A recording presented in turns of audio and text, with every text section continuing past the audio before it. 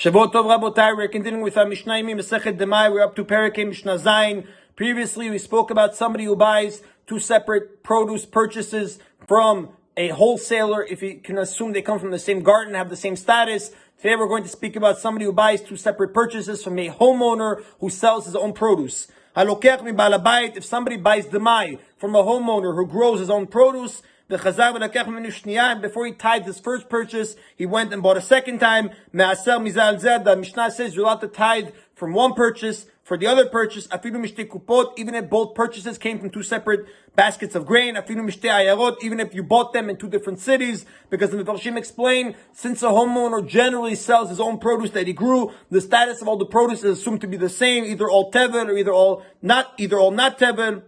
So the buyer can separate from one purchase for the other without concern that maybe they have different statuses. Now the Rab does point out, based on a Mishnah later on in Masechet Terumot, Perek Bet, Mishnah Daled, that both purchases have to be from the same species, either all wheat or all barley, and they have to be grown in the same year, because we're going to see later on, again, like we said in Masechet Terumot, Perek Bet, Mishnah Daled, you cannot separate from one species for another, or from produce that grew from one year for another. Now we're going to speak about, in the continuing of the Mishnah, a homeowner who decided to go sell his produce in the marketplace. Since he becomes a merchant now, do we have to assume that he's selling produce from other farmers as well? If a homeowner was selling vegetables in the marketplace and somebody came and bought several vegetables from him, the halakha is like this.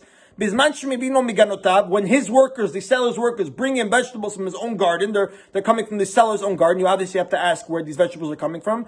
If they're coming from his own garden, you can separate tithes from one purchase for all the other ones, because again, they all have the same status since they came from the owner's home. But when they come from other gardens, other farmers' produce, you have to tithe from each and every purchase separately, because again, since the purchases could have came from different farmers, they don't have the same status possibly, and the Chachamim will not allow you to separate from one portion for the other.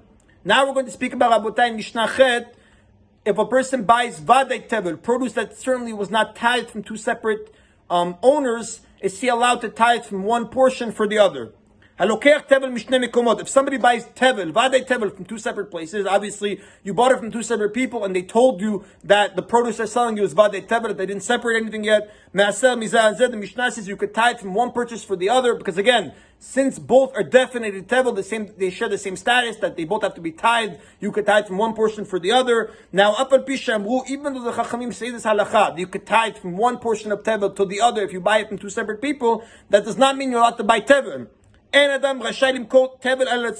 halakha is, a person is not allowed to buy tevel except for a special need. Why? Because maybe the seller will forget to inform the buyer that it's tevel, and then the buyer will mistakenly eat it. So the Chachamim only permitted it in a case of a special need. For example, we're going to say, let's say a buyer had a small amount of chulin that got mixed into a large amount of tevel. Right now, what do you have? You have, let's say, for example, 50 apples, right? And they're all tevel. You did not separate from the tithes yet from the apples. And what happened? One chulin apple fell inside this pile of 50. How much tevel do I need to separate from this pile to permit it? Really one, right? But maybe this one that I'm going to take out is the chulin apple, the permitted apple. You cannot fix tevel by taking chulin out of the pile. So what do? You have to go and buy tevel vadai from somebody else, certain produce that certainly was not tithed. Now you tithe from this produce that you bought for your produce that you have at home as well.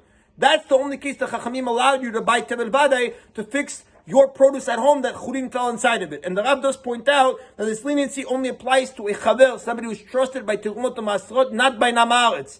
What does the Namaaretz do? A person that's not trusted by Terumot u'Maasrot, what does he do if this happens to him? He has an apple that falls into a pile of tevel, a chulin apple that falls into a pile of tevel apples. What does he do? He has to go to a chaver, somebody who's trusted. The trusted person will go and buy tevel badai, and then the trusted person will separate from that tevel badai to fix the Amaaretz's portion at home. That is the end of today's Mishnah Yomi, Rabotai. Everybody should have a Shavuot Tov. Baruch Adonai Le'olam. Amen v'amen.